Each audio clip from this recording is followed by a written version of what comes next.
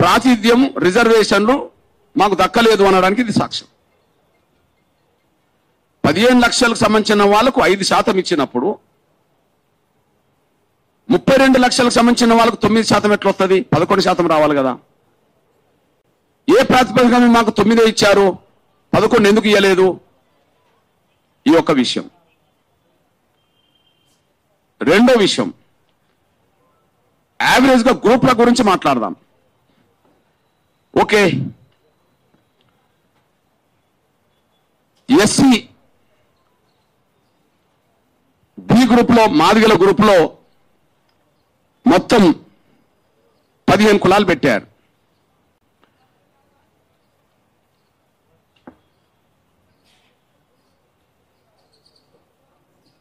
మొత్తం 15 కులాలు పెట్టారు. ఏ గ్రూప్ లో? మొదటి గ్రూప్ లో 15 పెట్టారు, బి గ్రూప్ లో 18 పెట్టారు. గ్రూప్ 1, 2. ఓకే, 32,74,377 మంది ఈ గ్రూప్ లో.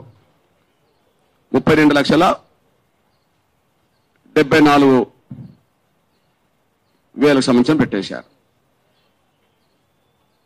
మొత్తం నంబర్ 3 గ్రూప్ లో 17,71,682 పెట్టేశారు. ఈ లెక్క చూసుకున్నా, అంటే సింగిల్ క్యాస్ట్ మాదిగ లెక్క మాల చూసుకున్నా ఎందుకు కుదించిండ్రు అని ఒక ప్రశ్న మేము ప్రభుత్వం ముందుకు ఎత్తున్నాం. ఈ విషయం వెంటనే లోపం ఉంటే సరి చేసుకొని ముందుకెళ్లాలని కోరుతున్నాను నేను. లోపం ఉంటే సరి చేసుకొని కోరుతున్నాను నేను. అంటే చెప్పదలుచుకునేది ఏంటంటే, రిజర్వేషన్లు ఏర్పడ్డదే జనాభా ప్రాతిపదిక మీద. రిజర్వేషన్లు ఏర్పడ్డదే జనాభా ప్రాతిపదిక మీద. ఈ దేశంలో ఏ రాష్ట్రంలో ఉండబడే జనాభాకు అనుగుణంగానే ఆ రాష్ట్రంలో రిజర్వేషన్ల శాతం ఏర్పడ్డది. ఇప్పుడు పంపిణీ కూడా, రిజర్వేషన్లను పంపిణీ కూడా జనాభా పరంగానే పంచాలి. కాబట్టి మా జనాభా నిష్పత్తి ప్రకారం మాకు రాలేదు, 2% తక్కువ వచ్చింది. దీన్ని వెంటనే సరిచేసి ముందుకెళ్ళండి. నంబర్ 1. ఇక్కడ ఇంకొక విషయం గుర్తు చేస్తున్నాను నేను. జనాభా కాదు, వెనుకబాటుతనం ఆధారంగా కూడా రిజర్వేషన్లు ఇవ్వాలని, జనాభా కాదు వెనుకబాటుతనం ఆధారంగా కూడా రిజర్వేషన్లు ఇవ్వాలని చెప్పి కమిషన్ సిఫార్సులో ఉన్నది అనుకుంటే అది మొదటి గ్రూపుకు వర్తిస్తుంది. వాళ్ళ దాని ప్రకారం మొదటి గ్రూపుకు వర్తిస్తుంది. ఆయన చెప్పిన దాని ప్రకారం మొదటి గ్రూపులో గ్రూప్ 1 సామాజికంగా, ఆర్థికంగా మరియు విద్యాపరంగా అత్యంత వెనుకబడిన పట్టించుకోని షెడ్యూల్ కులాలను 15 కులాలుగా చేర్చి 1% ఇచ్చేశారు. దయచేసి ఇది ఇంపార్టెంట్ పాయింట్. ఇక్కడ 1% ఇవ్వడానికి జనాభాను చూడలే. ఇక్కడ 1% ఉన్నది. అన్ని కులాలు కలిస్తే 1,71,625. అంటే మొదటి గ్రూపుకు కేటాయించడానికి జనాభాను చూడలేదు. వాళ్ళ వెనుకబాటు అని చెప్పి 1% ఇవ్వడానికి 1,71,000 జనాన్ని 15 కులాలకు సంబంధించిన వాళ్ళను కలిపి 1% ఇచ్చేశారు. ఇక్కడ జనాభా నిష్పత్తి లేదు. ఇక్కడ వాళ్ళ వెనుకబాటును చూశారు. అయితే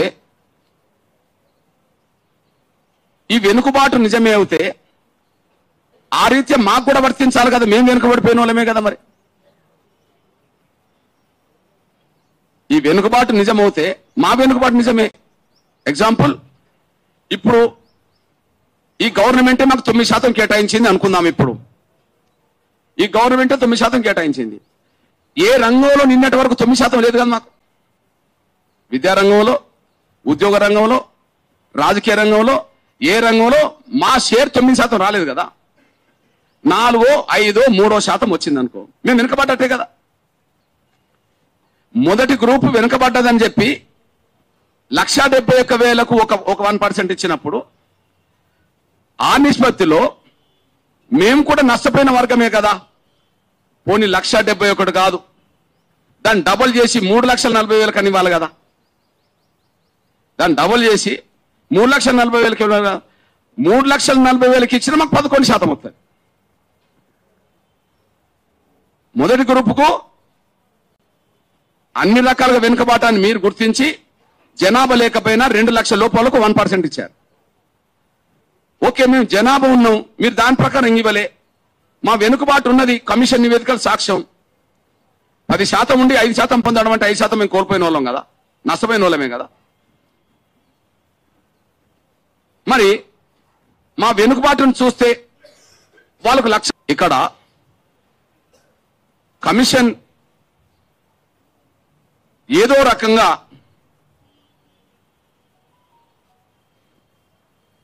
ఈ అత్యంత వెనుకబడ్డ కులం అంటున్న ఆ ఏ గ్రూప్ లోకి మొదటి గ్రూప్ లోకి అత్యంత అడ్వాన్స్ అయిన కులాన్ని తీసుకొచ్చి పెట్టారు మళ్ళీ. అది ఇంపార్టెంట్. అత్యంత అడ్వాన్స్ అయిన కులం మీ దృష్టికి తీసుకొస్తున్నా.